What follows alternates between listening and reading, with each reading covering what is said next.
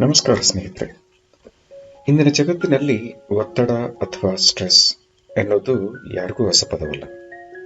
ಆದರೆ ನಾವು ಸ್ಟ್ರೆಸ್ ಅನ್ನು ನಿಜವಾಗಿಯೂ ಅರ್ಥ ಮಾಡ್ಕೊಂಡಿದ್ವಿ ಅಥವಾ ಅದಕ್ಕೆ ಒಗ್ಗಿಕೊಂಡು ಬದುಕ್ತಿದೀವ?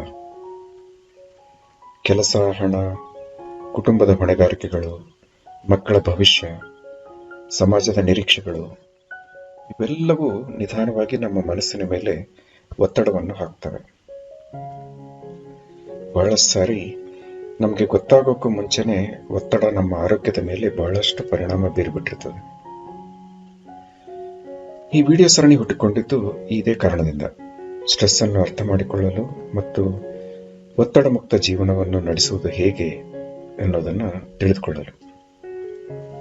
ಈ ವಿಡಿಯೋ ಸರಣಿಯಲ್ಲಿ ನಾವು ಸ್ಟ್ರೆಸ್ ಎಂದ್ರೇನು, ಅದು ನಮ್ಮ ದೇಹ ಮತ್ತು ಮನಸ್ಸಿನ ಮೇಲೆ ಹೇಗೆ ಕೆಲಸ ಮಾಡ್ತದೆ, ವಿಜ್ಞಾನ ಸ್ಟ್ರೆಸ್ ಬಗ್ಗೆ ಏನು ಹೇಳುತ್ತೆ, ಪ್ರಸಿದ್ಧ ವ್ಯಕ್ತಿಗಳ ಜೀವನದಲ್ಲಿ ಸ್ಟ್ರೆಸ್ ಯಾವ ಪಾತ್ರ ವಹಿಸಿದೆ ಮತ್ತು ಮುಖ್ಯವಾಗಿ ಅದನ್ನು ಹೇಗೆ ಸಮರ್ಥವಾಗಿ ಎದುರಿಸಬಹುದು ಅನ್ನೋದರ ಬಗ್ಗೆ ತಿಳ್ಕೊಳ್ಳೋಣ.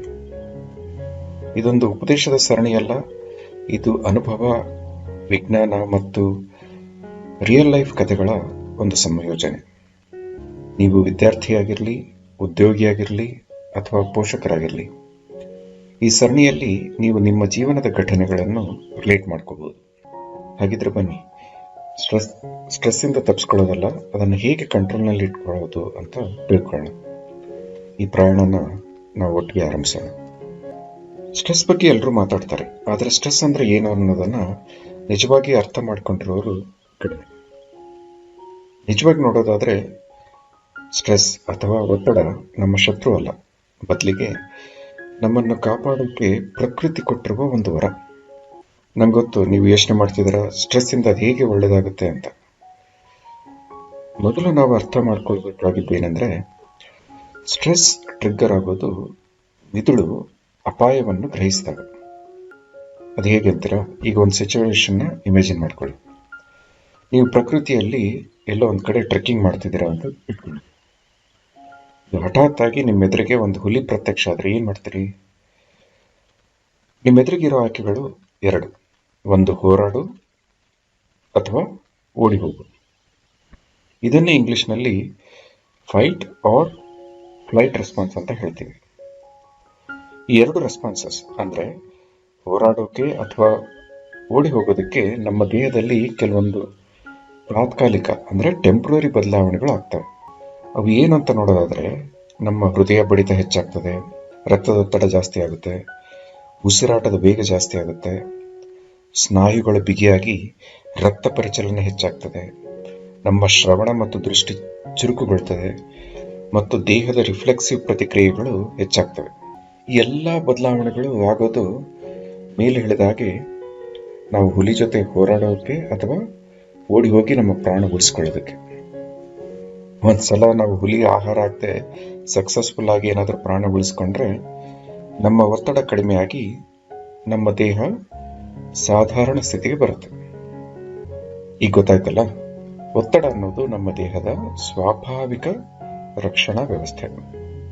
ಇದಿಲ್ಲದೆ ಹೋಗಿದ್ರೆ ನಾವು ಯಾವತ್ತೋ ಭೂಮಿ ಮೇಲಿಂದ ಅಳಿದು ಹೋಗ್ತಿದ್ವಿ. ಒಂದು ವಿಷಯ ಅಂತೂ ಈಗ ಕ್ಲಿಯರ್ ಆಯ್ತು, ಸ್ಟ್ರೆಸ್ ಅನ್ನೋದು ಪ್ರಕೃತಿಯು ನಮಗೆ ಕೊಟ್ಟಿರುವ, ನಮ್ಮನ್ನೇ ನಾವು ರಕ್ಷಣೆ ಮಾಡಿಕೊಳ್ಳುವ ಒಂದು ವರ ಅಂತ. ಹಾಗಿದ್ರೆ ಒತ್ತಡ ನಿಜವಾಗಿಯೂ ವರ ಆಗಿದ್ರೆ ಅದರಿಂದ ತೊಂದರೆ ಏನು ಅನ್ನೋದು ಈಗ ಪ್ರಶ್ನೆ ಅಲ್ವಾ? ಅದನ್ನು ಹೇಳ್ತೀನಿ. ಈಗ ಮತ್ತೆ ಅದೇ ಹುಲಿಯ ಉದಾಹರಣೆಗೆ ಬರೋಣ. ಈಗ ಹುಲಿಯ ಜಾಗದಲ್ಲಿ ನಿಮ್ಮ ಬಾಸ್ ಇದಾರೆ ಅಂತ ಇಟ್ಕೊಳ್ಳೋಣ. ನಿಮ್ಮ ಬಾಸ್ ನಿಮ್ಗೊಂದು ಡೆಡ್ ಲೈನ್ ಕೊಟ್ಟು ಇಷ್ಟೇ ಟೈಮಲ್ಲಿ ನೀವು ಒಂದು ಕೆಲಸ ಮುಗಿಸ್ಬೇಕಂತ ಹೇಳ್ತಾರೆ. ನಿಮ್ಗೆ ಒಳಗೆ ಗೊತ್ತಿರುತ್ತೆ ಅವ್ರು ಕೊಟ್ಟಿರೋ ಟೈಮಲ್ಲಿ ನಿಮ್ಮ ಕೆಲಸ ಮುಗಿಸೋಕ್ಕಾಗಲ್ಲ ಅಂತ. ಈಗ ಏನಾಗುತ್ತೆ, ನಿಮ್ಮ ಮೆದುಳು ಡೇಂಜರ್ನ ಸೆನ್ಸ್ ಮಾಡುತ್ತೆ. ನಿಮ್ಮನ್ನು ರಕ್ಷಿಸೋಕೆ ಆಗ್ಲೇ ಮೇಲೆ ಹೇಳಿದಾಗೆ ಸ್ಟ್ರೆಸ್ನ ಟ್ರಿಗ್ಗರ್ ಮಾಡುತ್ತೆ. ಸೊ ಏನಾಗುತ್ತೆ, ನಿಮ್ಮ ಹೃದಯ ಬಡಿತ ಹೆಚ್ಚಾಗ್ತದೆ, ರಕ್ತದೊತ್ತಡ ಜಾಸ್ತಿ ಆಗುತ್ತೆ, ಉಸಿರಾಟ ಬೇಗ ಆಗುತ್ತೆ. ಆದ್ರೆ ಸಮಸ್ಯೆ ಅಂದ್ರೆ, ಇಲ್ಲಿ ನೀವು ಹುಲಿಯ ಜೊತೆ ಮಾಡಿದಾಗೆ ನಿಮ್ಗೆ ಹೋರಾಡೋಕ್ಕೂ ಆಗಲ್ಲ ಮತ್ತು ನಿಮ್ಮ ಜವಾಬ್ದಾರಿ ಬಿಟ್ಟು ಓಡಿ ಹೋಗೋಕ್ಕೂ ಆಗಲ್ಲ. ಹಾಗಾಗಿ ನಿಮ್ಮಲ್ಲಿ ಬಿಲ್ಡಪ್ ಆಗಿರೋ ಒತ್ತಡ ಹಾಗೇನೆ ಉಳ್ಕೊಂಡ್ಬಿಡುತ್ತೆ. ಸಮಸ್ಯೆ ಇರೋದೇ ಇಲ್ಲಿ.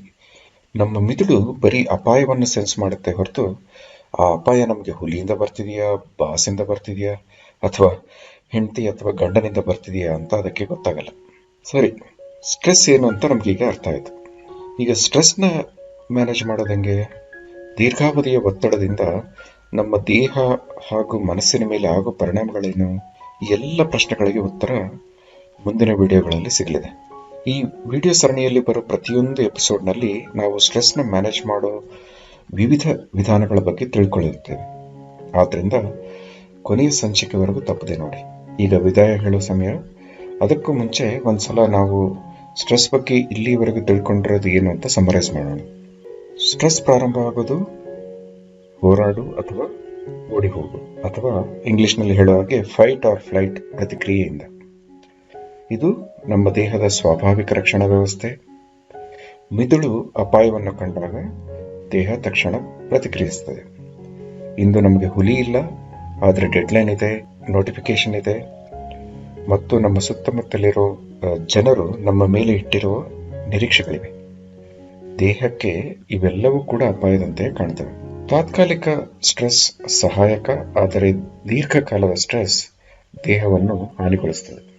ದೇಹ ಮರಳಿ ವಿಶ್ರಾಂತಿ ಸ್ಥಿತಿಗೆ ಹೋಗದೆ ಉಳ್ಕೊಂಡ್ಬಿಡುತ್ತೆ. ಮುಂದಿನ ಭಾಗದಲ್ಲಿ ನಾವು ದೀರ್ಘಕಾಲದ ಸ್ಟ್ರೆಸ್ನಿಂದ ಆಗೋ ಪರಿಣಾಮಗಳ ಬಗ್ಗೆ ತಿಳ್ಕೊಳ್ಳೋಣ. ನಿಮಗೆ ಈ ವಿಡಿಯೋ ಇಷ್ಟ ಆಗಿದ್ರೆ ಹಾಗೂ ಮುಂದಿನ ವಿಡಿಯೋಗಳನ್ನು ನೋಡೋ ಆಸಕ್ತಿ ಇದ್ದರೆ ದಯಮಾಡಿ ಸಬ್ಸ್ಕ್ರೈಬ್ ಮಾಡಿ ಹಾಗೂ ಈ ವಿಡಿಯೋವನ್ನು ಲೈಕ್ ಮಾಡಿ. ಮತ್ತೆ ಸಿಗೋಣ. ನಮಸ್ಕಾರ.